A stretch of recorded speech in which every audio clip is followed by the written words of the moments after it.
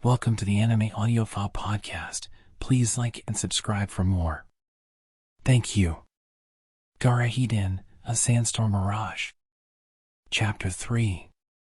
Moonlight. The man had kept enduring. He endured for the sake of his family. He endured for the fate of blood. He thought that not being able to marry someone you loved was something that he couldn't avoid, as a shinobi. But the shadow that had appeared in front of him was too magnificent, too dazzling. He resented the shadow who had everything they wanted, felt jealous of it, broke his heart over it. Therefore, the man decided to stop enduring.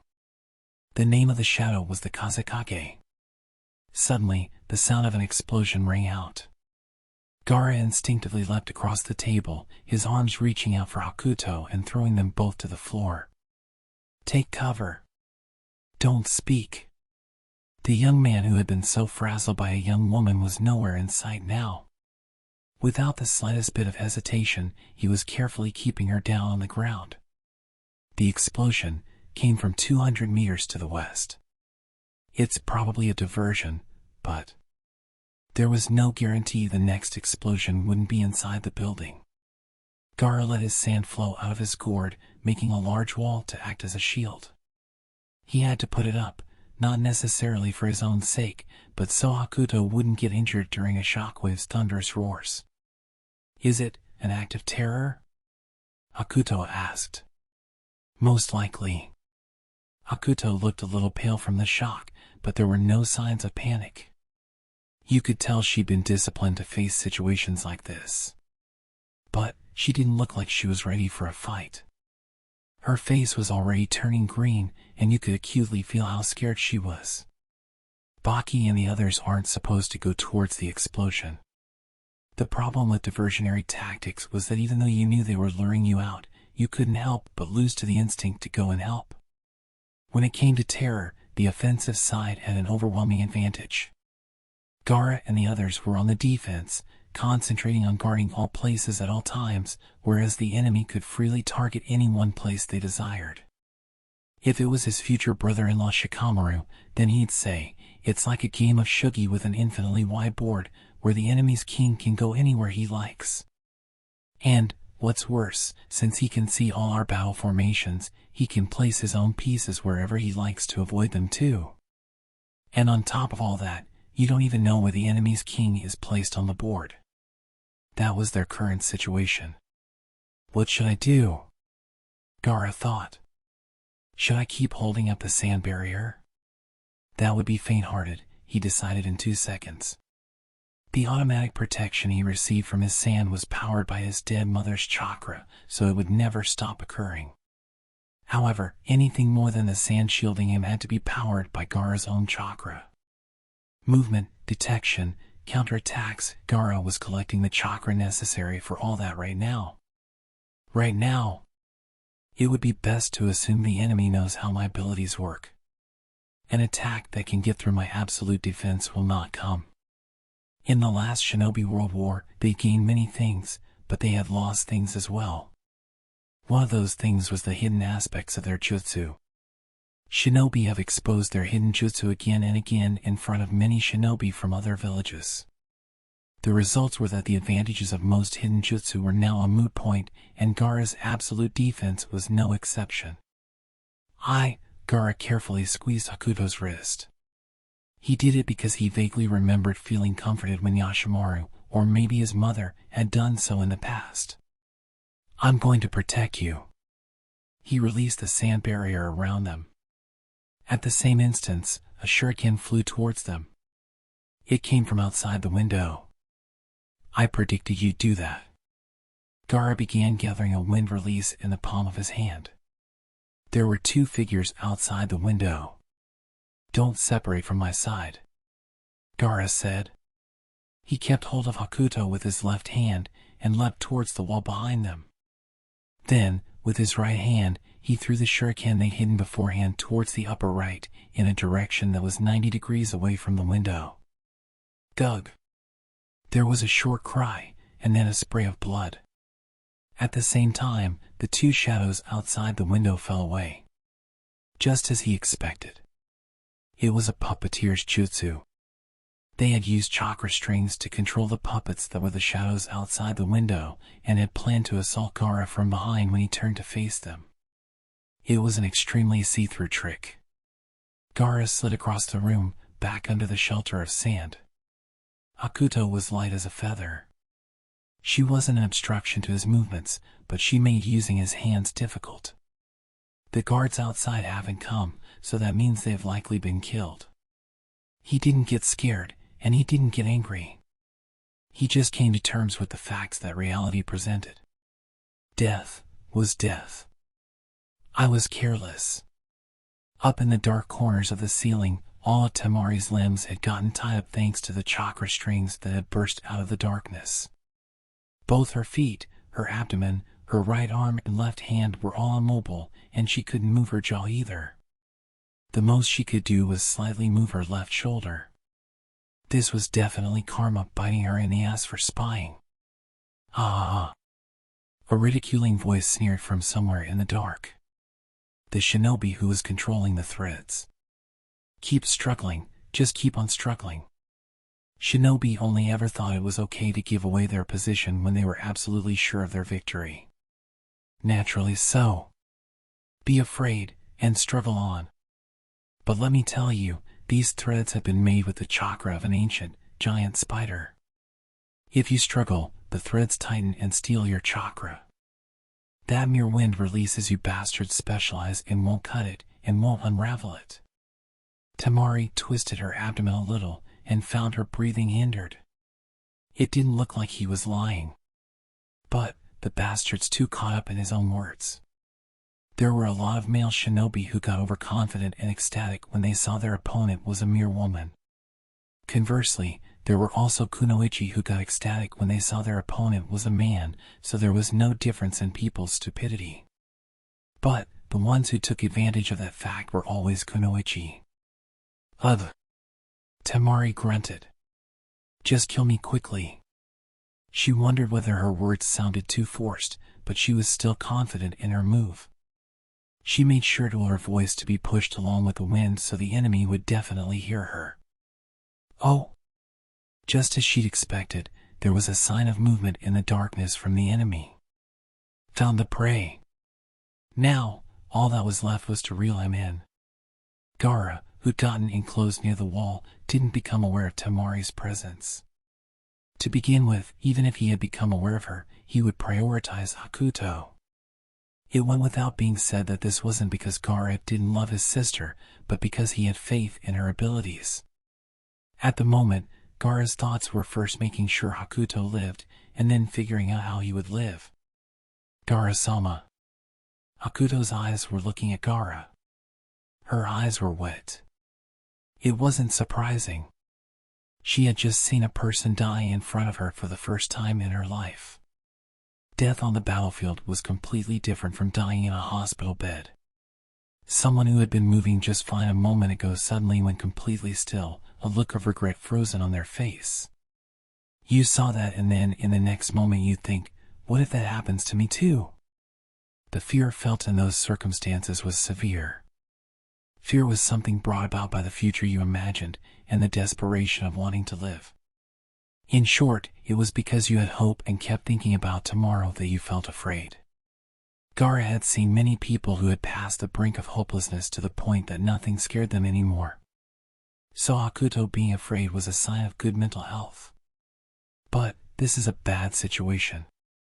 She may have been a medical need, but it was precisely because she was still a genin level that Hakuto was a true amateur.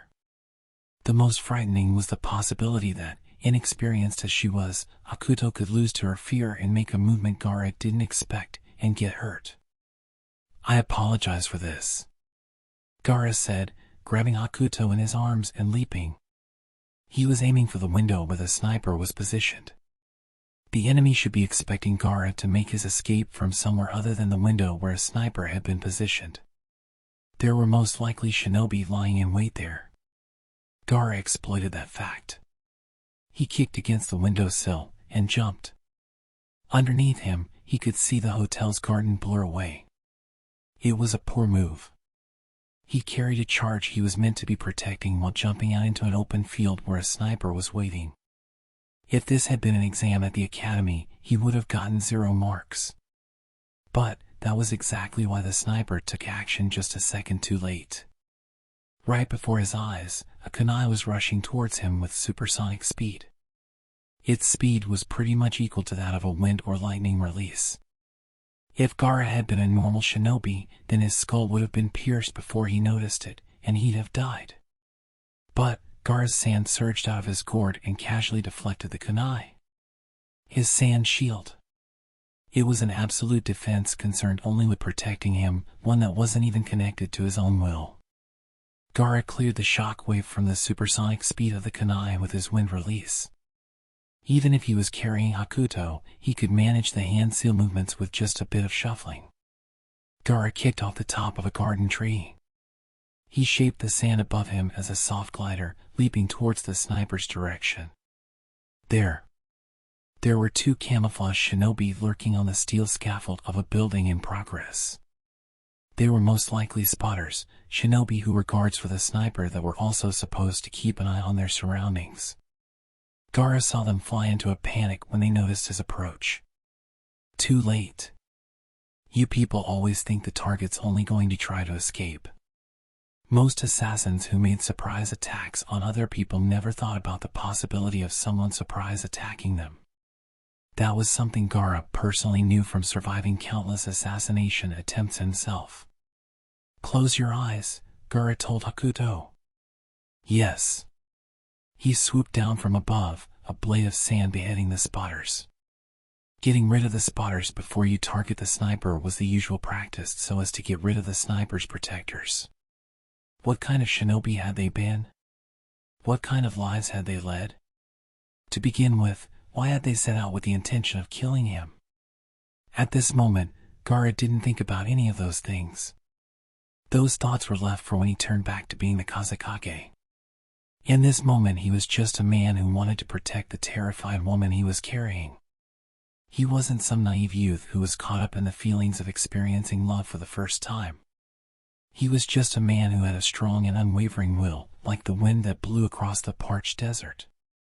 The sniper had found his mark. The wind was moving. They were preparing a vacuum wave. It was a very fundamental technique where one formed a vacuum layer in the atmosphere with their chakra and then used the atmospheric differences to slice at their opponents. One didn't need an elaborate jutsu for destroying a human body. Using a highly reliable jutsu instead was very good judgment. If the sniper's opponent was a normal shinobi, Gaara's sand shield easily deflected the vacuum wave. If his shield had been made of sand and nothing else, it would have been destroyed by the vacuum wave, but every grain of Gaara's sand was full of chakra and soul. In a way, his sand was alive. The cloud of moving sand took on the shape of a hand and firmly moved to cover the sniper's breathing tract. Gaara didn't have any intention of killing him. Dead bodies told no tales, after all. Are you all right? Gaara asked as he put the pale-faced Hakuto down beside the steel frame. I am all right. You, Gaara-sama? Gaara broke off, furrowing his brow. He broke off because the construction site's elevator had started working. 2 shinobi stepped out of it, with identical awfully smug grins on their faces. At first glance, they looked like completely normal young men of medium builds. But there was a presence around them that couldn't be ignored. The smell of blood. You're the Kazekage, right? One asked. And you are? I'm Kanjiki Itaro. This is my elder brother Kanjiki Midoro. It looks like you're having fun, so I'm sorry to say this, but please die. The man called Itaro had crimson killing intent in his eyes.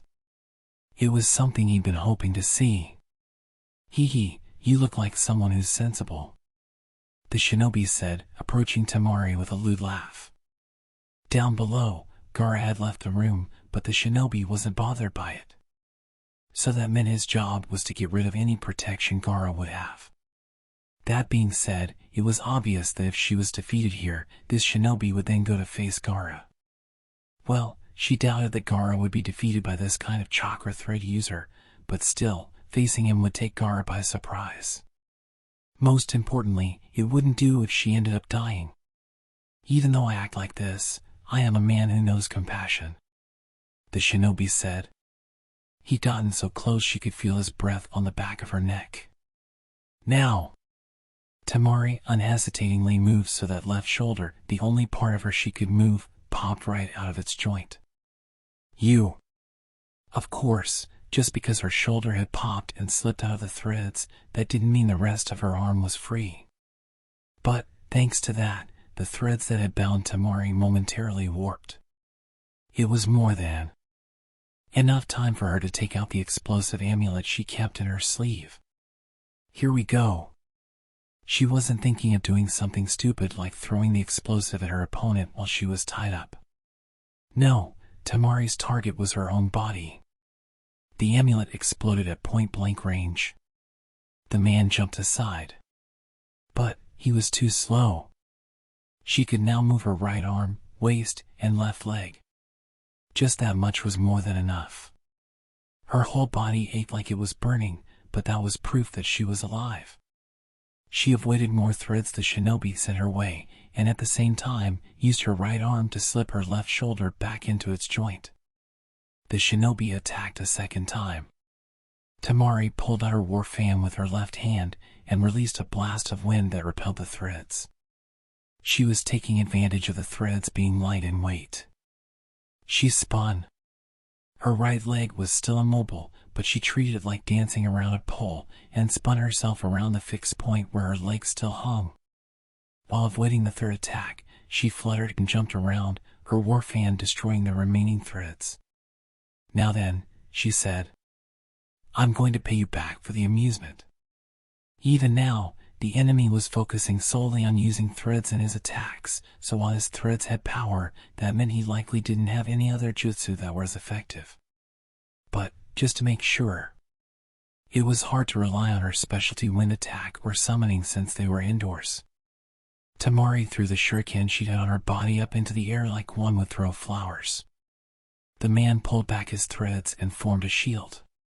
Temari swung her war fan downwards, aiming at the shuriken she'd thrown. Futon, flashing fireworks. Like a shower of meteors, the shuriken or war fan had struck were enclosed in wind, hitting the floor and then springing back up. The man realized her true intentions. But he was too slow. The ricocheting shuriken stormed back up through a blind spot in the man's shield, piercing his entire body. Blood spurted out of the man, and he collapsed. Good grief. Temari muttered. She'd won, but her own exhaustion was overwhelming her. I messed up. Temari's vision was turning shaky and dark. At this rate, I'm really going to look like an idiot.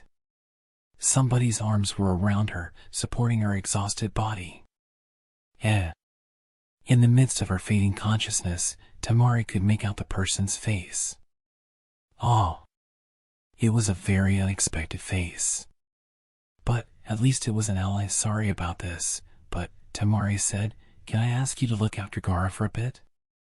The two shinobi named Itaro and Midoro walked across the steel frame with flighty grins on their faces.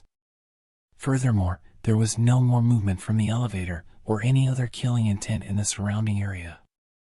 It looked like all other assassins had been subdued by Baki and the rest.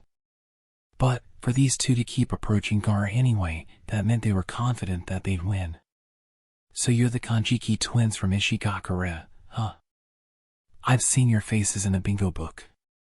Heh, Itaro said, for the Kazekage-sama to know our names, that means we've become really famous, huh Midoro? Compared to his talkative elder brother, the younger brother Midoro seemed taciturn. Anyway, Gaara understood that the one wearing the gaudy earrings was the elder brother, and the silent one wearing the flashy ring was the younger brother. The twin shinobi frequently used their similar appearances as a factor in tricks. It would be good to assume there was another wide variety of factors used too. I have heard of you, Gaara said, the pair of cowardly Ronin who specialize in destroying buildings or merchant ships. Ah. Well, we don't lose to you when it comes to the number of people we've killed. Be they tankers or buildings, we've destroyed countless numbers of them. Hidero smirked broadly as he touched his earring. But then, we don't kill people like you do, Gaara of the Sand Waterfall. We've heard of you too. We're more or less from the same class, We never got the chance to meet face to face since we became Chunin a little while before the Konoha crush at the Chunin exams, but you were so famous, Sundakor's bloodthirsty devil. You killed anyone you didn't like, you killed anyone who stood in front of you, you didn't care whether they were an enemy or an ally. Well, compared to you, us brothers kill people with our own intentions, so we're not totally the same. Behind him, Hakuto was trembling from fear. She wasn't just afraid of the two in front of them. She was afraid of him, too. At that moment, Gaara understood. The things he had done back when he wasn't loved by anyone, back when he thought love was worthless. He understood the weight of those crimes now. In the same way that the love he received would never disappear, the crimes he had committed would never disappear either. Ever. Your boasting ends here, Gaara said. Oh, what's this? Did my words hit somewhere where it hurt, Kazekage-sama? He couldn't say it didn't hurt, but Gaara wasn't one for idle chatter or debates. He'd only been talking all this while because he'd been buying time. Sand-binding coffin. The sand that had been lurking at the feet of his enemies now surged up, swallowing the two in one swift movement. But there was no response. So they were Bunshin. Bunshin were an old trick, but what made the move brilliant was that they had combined the Bunshin with the Genjutsu. But when Gaara realized what they'd done, he spread out the sand he was going to use for the coffin and used it as a sensor instead. Spreading out his chakra-infused sand over a large area allowed him to verify where there were moving objects. He couldn't identify what was moving, but in this case, whatever was moving would be the enemy. Right above, right overhead. The brothers Hidero and Midoro had taken a position where they were standing on top of each other above Gaara, the sun hitting their backs. Let's get to it. The elder brother used lava release to expand a ring of fire, and the younger used steel release to form a steel ball. We'll let you take a glimpse at it. The killing method of us Kanjiki twins. Even if they had created a giant steel lump of some kind, Gaara didn't think it would breach his absolute defense. However, the person the twins were aiming at was Hakuto. It was a very see-through move, but Gaara had no choice but to react. If the Kazekage lost his partner for marriage, his authority would decrease. No, that wasn't it. That wasn't the problem. That was just his official stance. The truth was that even if Hakuto had been the unknown wife of some villager, or even if she hadn't been a woman, Gaara still would have protected her. If someone without the power to fight wanted Gaara's protection, then they were already within the definition of those he would protect. I'm relying on you, Gaara thought, and his sand rose into a giant wall, forming a shield around both him and Hakuto. So you went with that option after all, Hidero said. It's a bit late to be acting like a hero now. The huge steel projectile was flung through the ring of fire, hurtling towards them. Its speed wasn't as fast as Gaara had expected, for example, like the supersonic kunai from a while earlier. His shield would be more than enough for this kind of speed. The mass of the projectile as well, it can be easily withstood. Those were the facts. Impact. The projectile had hit against the shield of sand, and stopped. The chakra-laden sand shield repaired itself far faster than it was pierced. In the past, he even used his sand shield to cover the entire village when they were being bombed. Gaara could confidently say that his shield could stop even 1 or 2 tons of boulders. But, Gaara-sama, danger! Hakuto's warning allowed Gaara to react 1 second faster. The projectile had changed shape. No, it's melted? It was the effect of the lava release. When the steel ball was flung through the circle of fire, fire had been sealed inside it, and that lava release flame had exploded. The energy of the exploding fire inside the steel ball had released in a spiraling shape. The high pressure caused by the shockwave had melted the steel ball to a liquid, and, at the moment of impact, steel liquid had spurted past the area of impact on the sand shield. And the same thing happened with the shockwave. The steel ball had acted like a barrel head that had concentrated the shockwave onto that single pierce point in the sand shield. When such a thing happens, what do you think will be the result? Take cover. Gaara raised his sand. But the flame of the lava release that was being concentrated on that one point had great power, and it was drilling through. Gah! The flame pierced through his sand shield, and the sand collapsed, scattering to their surroundings. They didn't receive a direct hit. But the storm of flame covered Gaara and Hakuto. Wind release, multi-layered gale. Thanks to the wall of multiple layers of vacuum that stacked on top of each other like a millfight, they barely avoided a direct hit from the scorching attack. There was a burning pain in Gaara's upper right arm. It had been a while. Pain always did teach him a lesson. I hadn't intended to underestimate their attack, but... How is that now? How is that? Do you understand why we brothers are so famous now? Itaro's scornful sounds were echoing on the other sound of the storm of dust. Indeed. The ninjutsu you use, it's really overkill. It's a ridiculously exaggerated jutsu just to kill one person, Gaara said. There's no body of mass that can't break, you know. And for you, this had the same value as a castle. Of course it did. Naturally, Gaara still had many options that would let him escape this situation. But the problem was Hakuto getting hurt while he carried out those options. That was the one thing he couldn't allow to happen. Just a second would be enough if I just had something to distract them. He'd expended too much chakra on their current defense. It was difficult to move for an aggressive attack when his opponents were 2-on-1 and both with Jounin chakra. It wasn't a problem of winning. It was a problem of how to win. If you're relying on your group of guards, they're not gonna come, Midoro said. There are about 20 very skilled people keeping them company. My group wouldn't even lose to the Akatsuki. Lining their shinobi up with the Akatsuki was probably Itaro's exaggeration, but looking at the brothers' skill, there was no mistake that they were both very talented. Baki aside, if you compared the brothers to their Chunin subordinates, it would be sufficient to say they'd be evenly matched. And there wasn't a doubt that these two had an assassin's large war potential. When their two Keka Ginkai were combined, they could use it as a sort of pseudo-Keka Tota. You couldn't even dream up matching that sort of ability. I can't rely on reinforcements. I suppose I should make them suffer a hit, even if it's just one. It wasn't desperation or anything like that. All shinobi are realists. He had decided that his reinforcements weren't going to cut it. And the largest factor for his victory here was making sure he protected Hakuto. He'd sworn that he would. Doing anything that went back on his word wouldn't be his ninja way or anything worth mentioning. At that moment, a single shuriken ripped through the air and rushed towards Midoro. It was a house shuriken, a kind of iron rod with no blades around it. Its cutting abilities were less, but thanks to its weight, if it was a direct hit, it could even bring down a horse. Midoro, who had reached out to brush away the house shuriken with his hand, hadn't fully appreciated the weight of the weapon.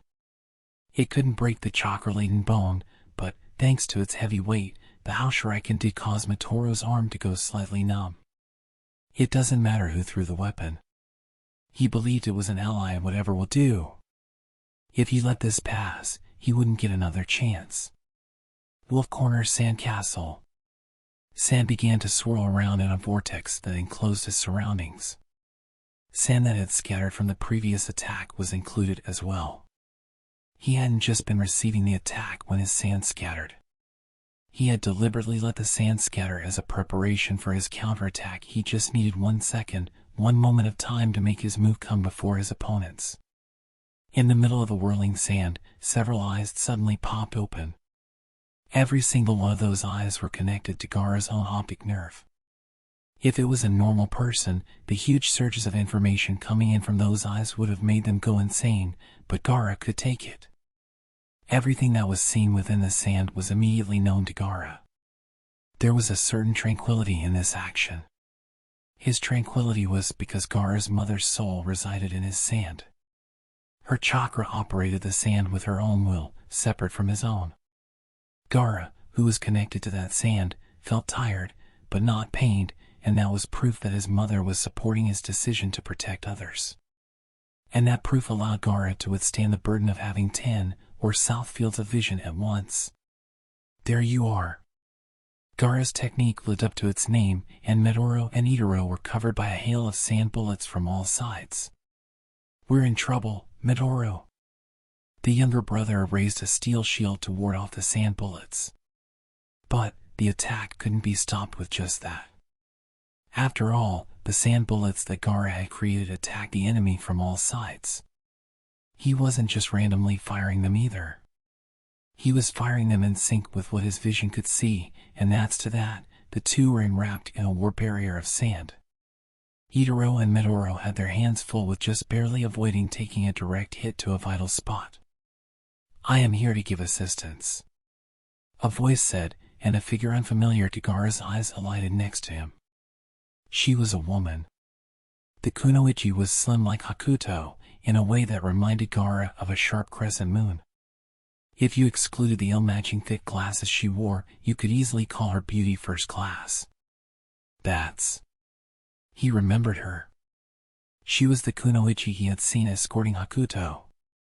He had the sort of impression that he might have seen her somewhere before, but he hadn't thought there was anything to it other than the fact that she resembled Hakuto. Either way, now wasn't the time to think about it.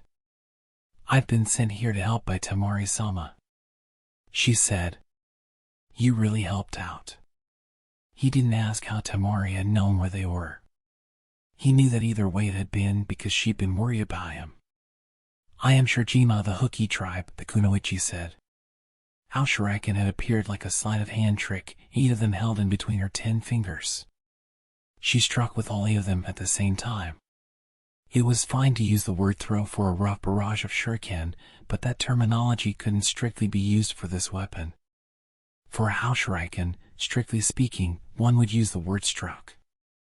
For Shuriken, one needed to concentrate on one point on their target and move swiftly with energy to strike them and bring them down. It was a weapon that required killing intent, different from things like shuriken or smoke bombs. The kunoichi who had introduced herself as Shirajima unmistakably struck with all her Shuriken, brimming with killing intent. All 8 of her weapons flew like meteors towards Itaro. Don't look down on me, don't underestimate me. Itaro looked angry. Using mere steel things like this. Itaro's flame melted the Shuriken. Feeling a change in the atmosphere, Gaara gathered the wind around him. It was just as he expected. What is this? The 8 Shuriken had exploded. Their scattered fragments had pierced into Itaro's entire body, and blood gruesomely spurted out of him. So it was compressed air. She's a wind release user who shoots Shuriken with large amounts of compressed air inside. If the Shuriken get destroyed by the lava release, then the compressed air inside breaks out, and the fragments of the Shuriken burst apart and take down the opponent. Brother! The silent Midoro gave a flustered yell. Gaara wasn't one to overlook openings in one's guard. Where are you looking? Gaara asked. I'm here. Don't take your eyes off your target, you scum. Gaara's storm of sand turned into a giant blade. It stretched and slipped past Mitoro's steel shield like a giant snake, slicing Mitoro's body. Miyataru! Itaro wailed, crying tears of blood.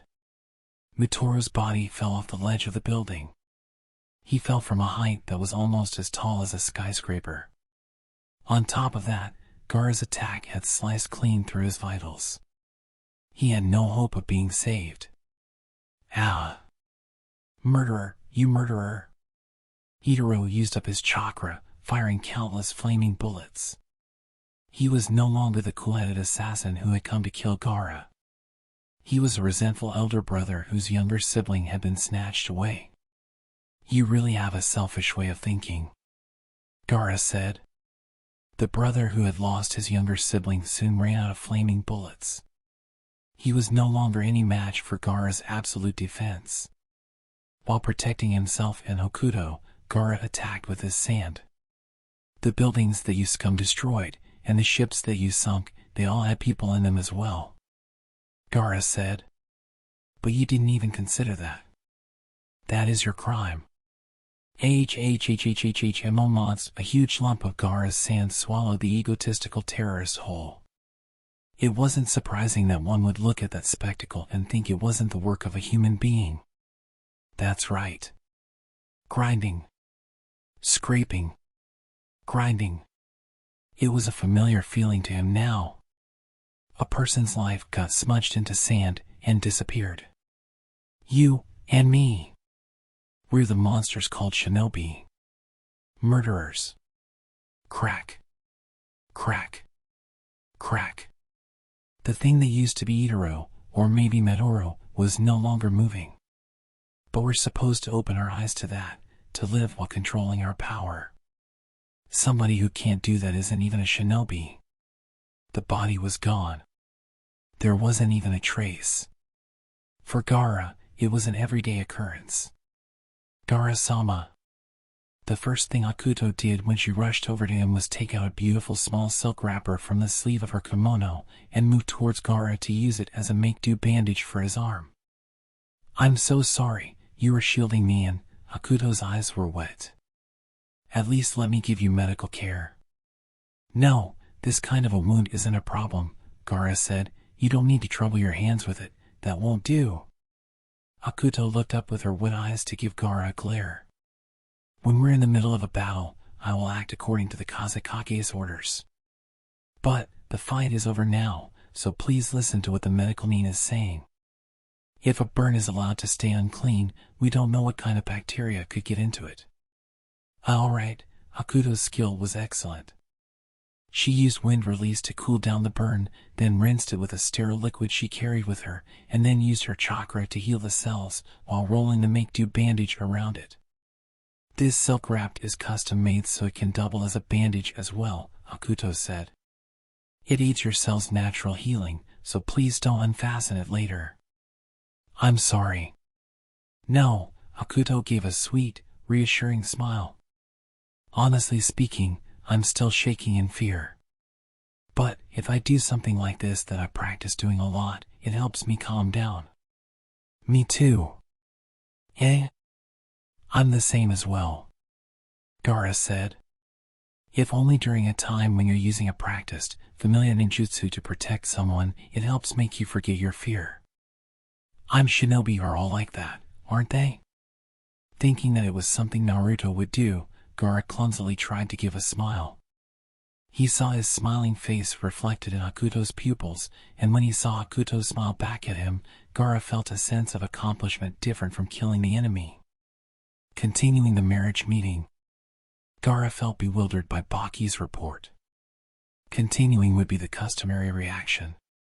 Baki said. Baki was completely nonchalant, like nothing at all had happened. Gaara had heard that over half the attacking shinobi had been decapacitated by Baki. Even so, there wasn't so much as a drop of sweat on his face. As to be expected by one of his skill. If official business comes to halt thanks to terror, then many people will become active. Baki said. It's no different than dealing with Yaku's threats. If you become faint-hearted once, then it'll endlessly continue. Well, but I'm fine, but Hokuto could get injured. Oh. Baki gave a wide, sly grin. Does that mean you like her? No, but you don't dislike her. Well, it is something like that. Baki laughed and clapped Gaara on the shoulder. Then that's all the more reason for the marriage meeting to continue.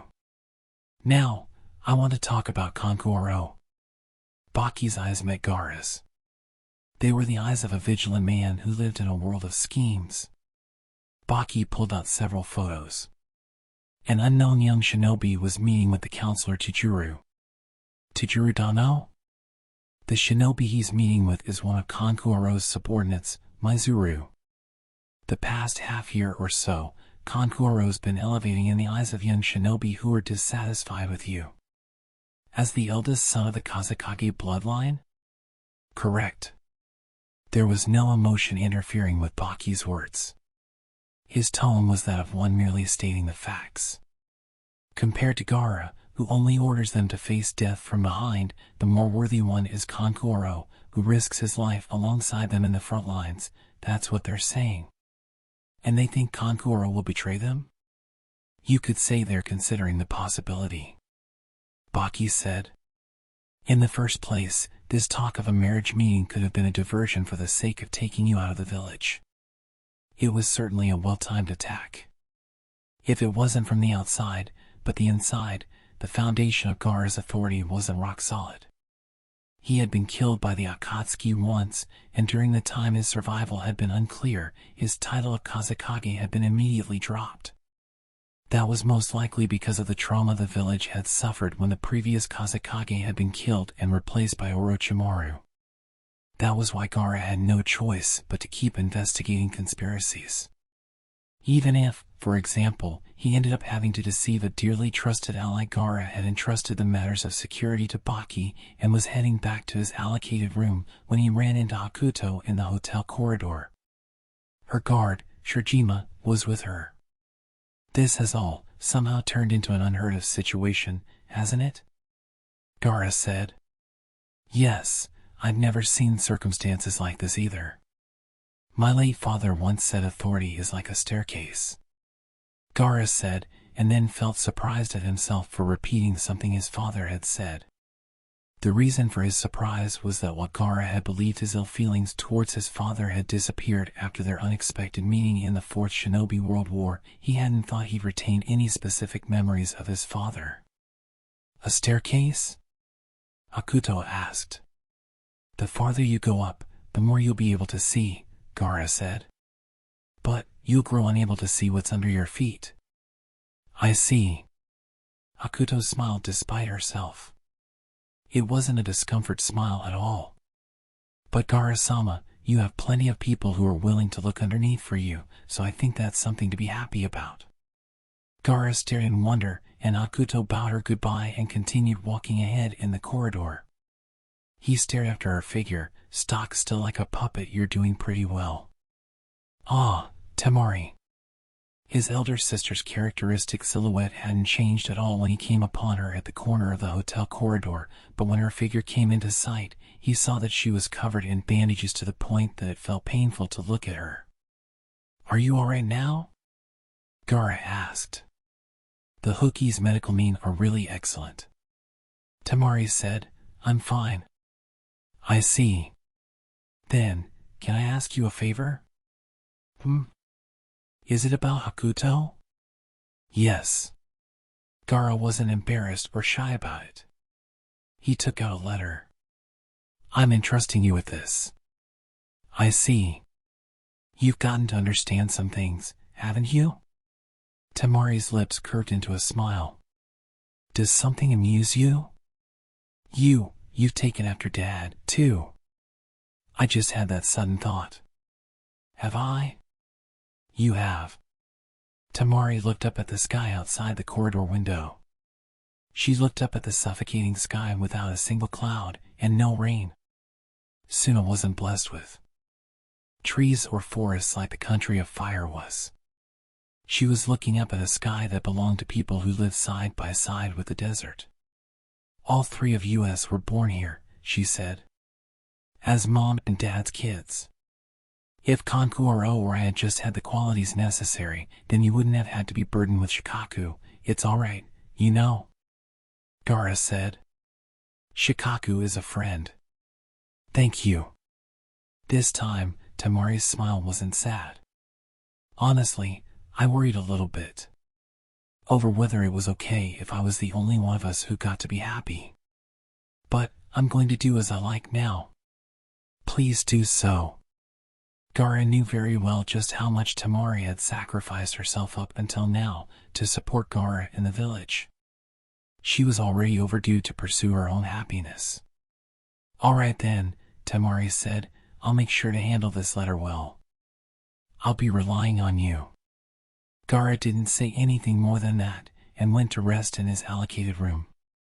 Sleeping whenever he felt capable of sleeping was a habit that had come into existence after his possession by Shikaku. Akuto's scent faintly lingered on the bandage around his arm, and something about it made Gaara remember something dearly missed from his past. The remote memory was likely from some time after he was born. Maybe he was remembering his mother, worrying over his premature self? Or was he remembering his parental replacement, Yashimaru? Or he could have been remembering something about Temari or Kankuro, or something about Naruto.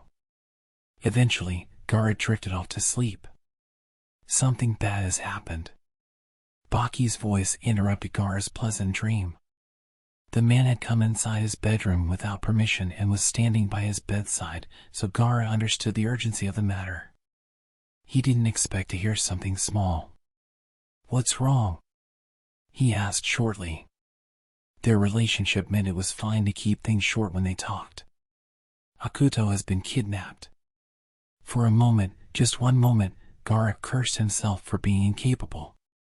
Then, he looked at the bandage wrapped around his arm and changed his way of thinking. It wasn't the time to think like that. Both Gaara and Baki had thought the aim of the attack had been the Kazekage. Shinobi didn't need to regret. What they needed was to endure and carry on. End of Chapter 3. Thank you for listening. Remember to like and subscribe for lots more.